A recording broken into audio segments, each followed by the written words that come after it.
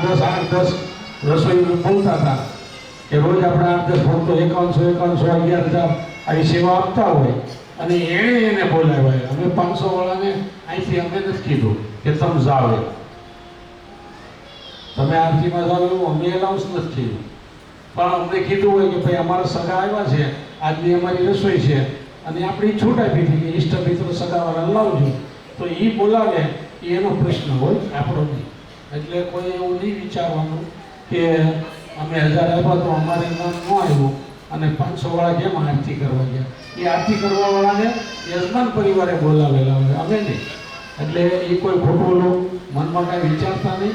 અને આપણે છેલ્લે કીધું હતું કે છેલ્લે 1000 રૂપિયા લગીની જે સેવા, 25,000ની સેવાઓ આવી, 60,000ની સેવાઓ આવી, રાશનમાં તેલના ડબ્બા આવ્યા, 2 ભક્તોના 6 ડબ્બા આપણે આવ્યા તેલના, કોઈના તરફથી ખાંડ બધી આવી, કોઈએ ચોખાની બધી સેવા કરી દીધી, કોઈ 2 રસોઈઓ ગુલાબજાંબુની 2 વાર આવી. આજ હાંડી જે આપણે અનુરૂપણીનો પ્રોગ્રામ છે એની રસોઈ હસમુખ ભગત તરફથી આવી. એ બધા જે નામ આપણે બોલતા હતા, પણ આપણે કીધું છેલ્લે દીએ જે 1000 રૂપિયાવાળા હોય એના નામ ભૂલી દેવા. એટલે આપણે નામ ભૂલી દઈ.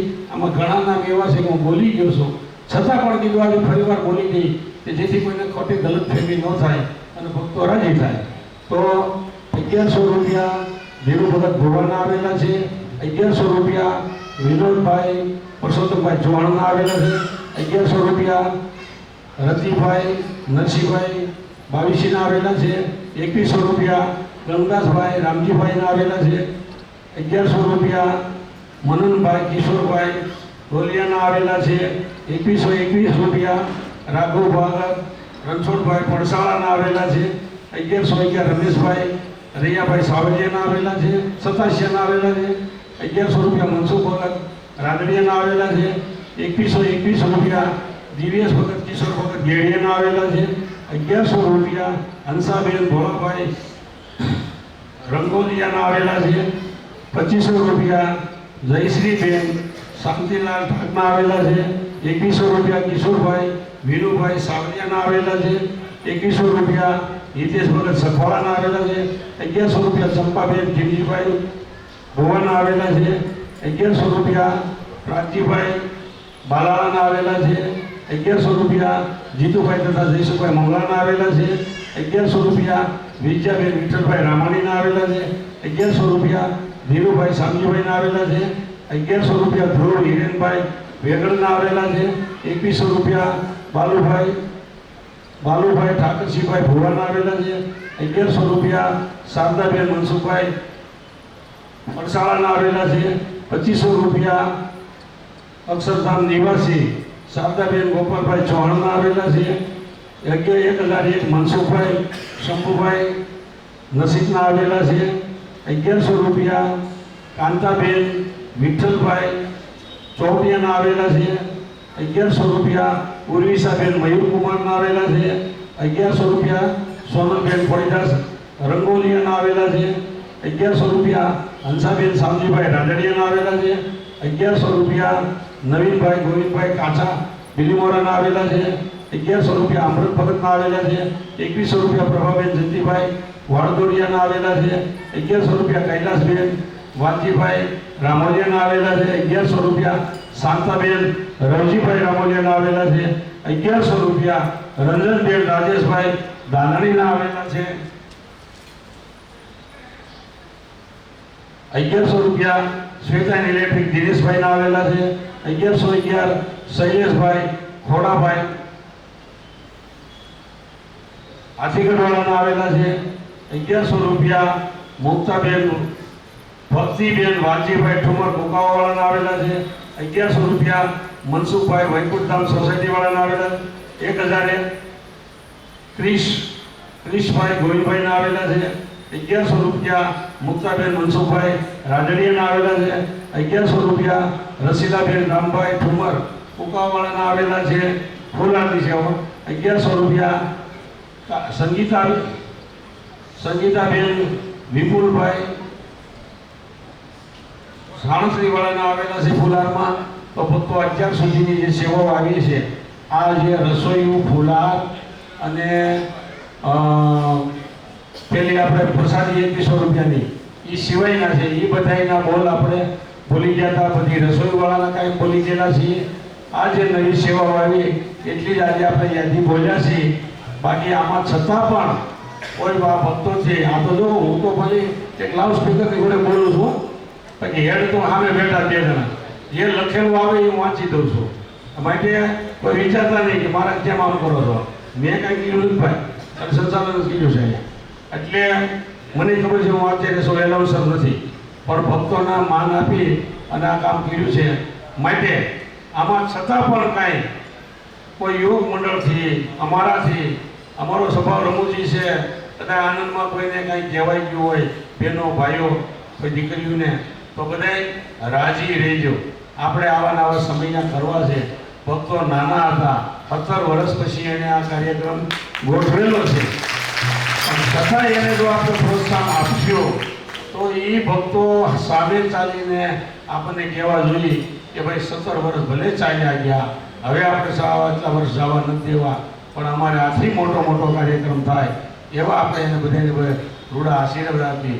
જે આજના સમયની અંદર 8 દિવસથી તમે બધા કતારગામ મંડળને માન આપી ગામથી પરગામથી બધા ભક્તો પધાર્યા, 3 મણ દેવાથી બધાએ સેવાઓ કરી અને ખૂબ ભક્તોને રાજી કર્યા.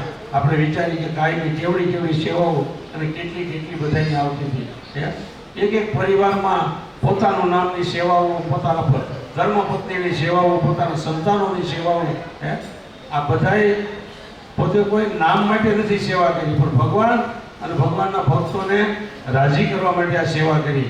એટલે જે ભક્તોએ જ્યાં સમય આ ઉત્સવો થતા હોય ત્યાં આપણે ભગવાન અનાદિ કૃષ્ણ નારાયણના છીએ તો આપણે બધાએ આપણે ચોક્કસ હાજરી આપવી પડે.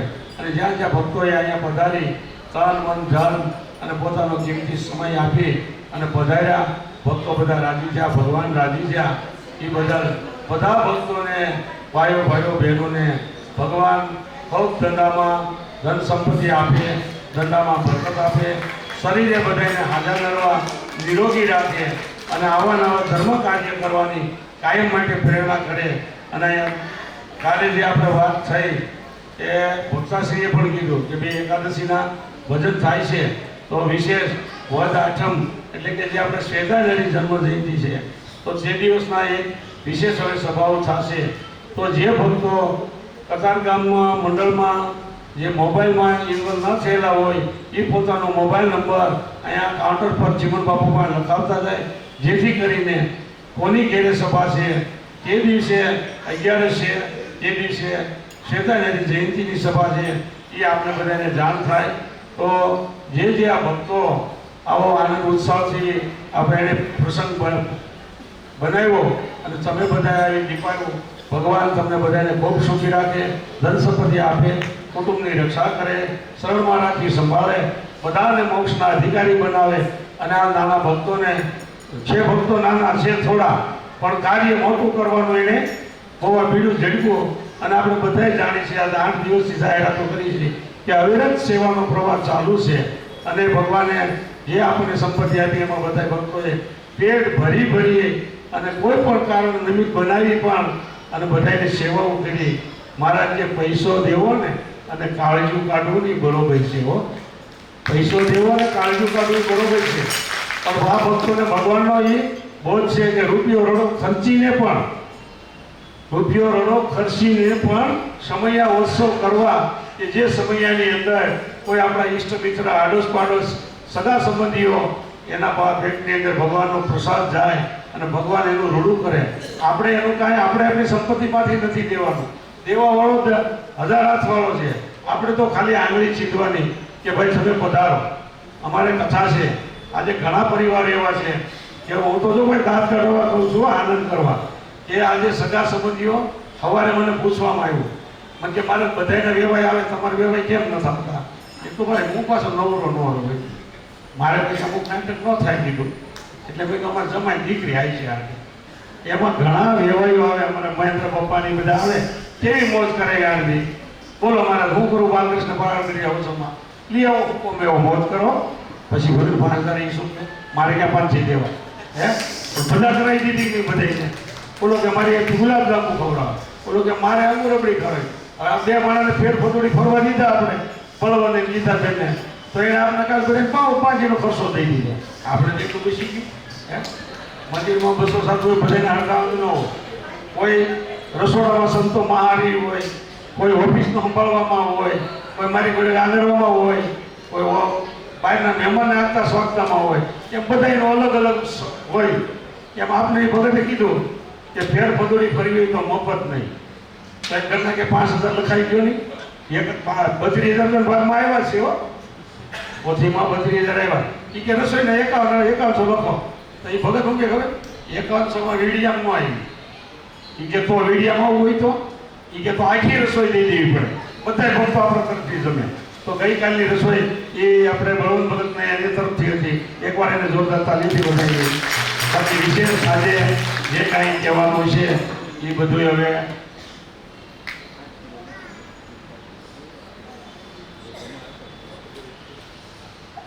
હવે જે ભક્તો બહારથી પધાર્યા હતા અને અહીંયા આચાર્ય વક્તા એનું જે વસ્ત્રદાન કરવામાં આવ્યું છે એ ભક્તો નોંધ ખાસ લેજો. એ એક ભગતના તરફથી જ છે. એ વસ્ત્રદાન કતરગામ મંડળે નથી કરેલું, પણ વ્યક્તિગત કરેલું છે. એટલે કોઈ એમનો વિચારે કે કતરગામ મંડળે અમને કંઈ સન્માનિત ન કર્યું, કારણ કે વ્યક્તિગત હતું. અને એ બાબતે મને કીધું મારે ગમે એમ થાય નામ નહીં ભાઈ, નામ આપો તો બીજાને પ્રેરણા મળે. એ કે મારે પ્રેરણા લેવી નથી, ક્યાંય લેવી નથી, પણ મારે વસ્ત્રદાન આ બધા કરવાનું. જે કાંઈ બહેનોને અમને અને ભક્તોને જે વસ્ત્રદાન થયું એ સ્વેતાય ભરોસે આવે. બધા ભાઈ એકવાર એક જુઓ.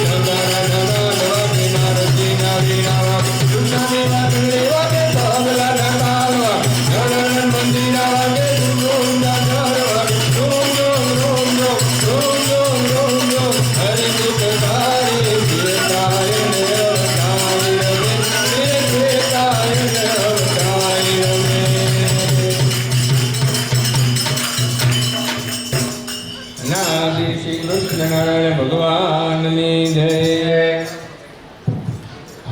હવે આપણે જે કાર્યક્રમો હતા એ ઘણા ખરા કાર્યક્રમો પૂર્ણાવતીના આરે આવી ગયા છે. પણ આજે આપણે પૂર્ણાવતી છે એમ સુરત આપણે ઓળખાવાળા શાળાના કૃષ્ણ મંદિર ત્યાં આજે પોથી યાત્રા છે. અહીંયા આપણે પોથીને કથાને વિરામ આપશું અને આ સાંજથી ત્યાં કથા ચાલુ થવાની છે. માટે મોટા વડાસાથી ધીરુ ભગત જોવા પધાર્યા છે. તો ધીરુ ભગતને આપણે વિનંતી કરી કે અહીંયા આવે અને મારા વિશે શબ્દ કહે અને આ બધું